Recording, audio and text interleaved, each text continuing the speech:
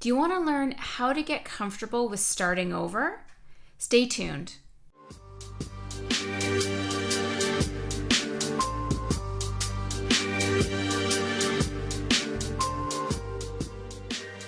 The biggest thing that I want to ask is, like, that takes such an immense amount of bravery, being that you are the breadwinner, being that you have a family to take care of, for you to just clean slate and just say, I've got to change the structure of my business.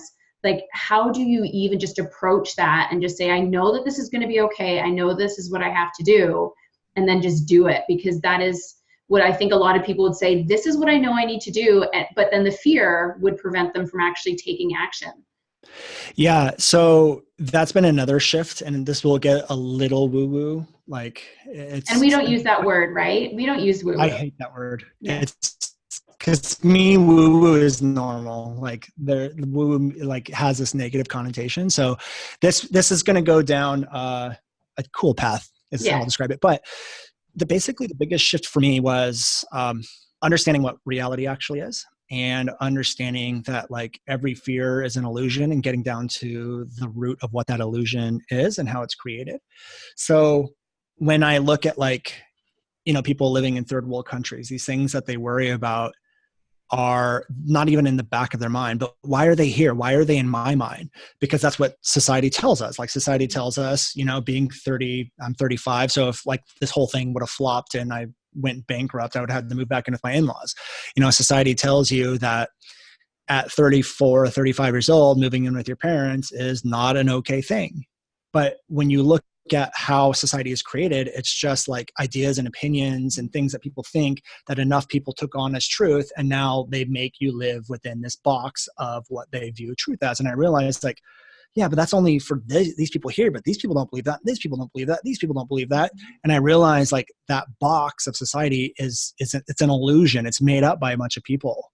And I decided to not live within that box anymore. And I decided, like, you know what? Even if I moved with my in-laws, I have a roof over my head. I'll Your still have family. food. I'll have my family. Mm-hmm. I'll have all of that stuff. And so am I really not going to go after my dreams because I'm afraid of ending up in a place where I have hot water, roof over my head, and food? Like, what? That makes zero sense. And so I started to realize like all of these ideas of what society is telling me is the way things should be is me living within a box. And I decided I just don't want to live within the box anymore. I don't want to live inside of this box that someone else had created. I want to create my own box.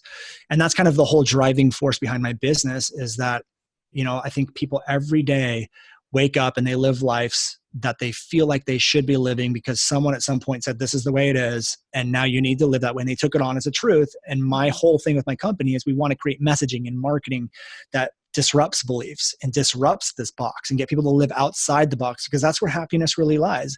And to stand out because you stand for something, and to go after whatever you want. And the other thing that was so powerful to me is I realized, well, if other people are creating these rules of what things should be, why can't I create my own rules? And if I can get enough people to enroll into that and to take those on as a truth, I can literally control what reality is, or what people view as reality, and I can control the way society is shifting. And so that was the biggest shift for me, is realizing like all of my fear and all of my worries stemmed from an illusion that was made up by someone else at some point. And I just decided I don't want to operate that way, and I just don't care. Like even if I went into debt, like bankruptcy is a real thing that would have allowed me to clear my debts. And so society tells you bankruptcy is bad. It has a stigma attached to it. And I'm like, it only has a stigma attached to it if you decide to put a stigma on it. Like if that would have happened to me, I would have filed bankruptcy, and then I would have just like started another business, and society set up for you to do that. So why not take advantage of it?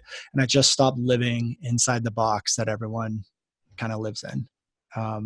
I don't know. Is that a clear way of explaining it? Does that make sense? Yes, and I'm so happy that you brought up the part about debt and bankruptcy, because even in our community, healthpreneurship, naturopathic medicine, it's sometimes an eat or be eaten profession. And a lot of people, when they leave school, they have 6 figures in school debt, and they're like, how am I supposed to even start a business off of this?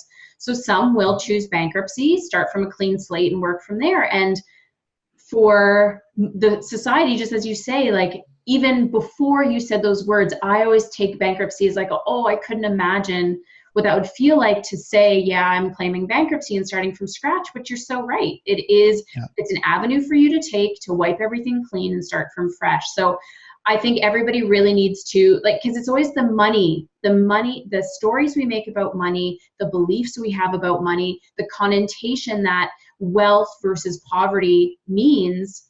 I'm so on board with what you're saying. Is that what does that mean exactly? Is it society is making it mean something and therefore you're believing it, or what does it mean to you? And that's really what matters the most.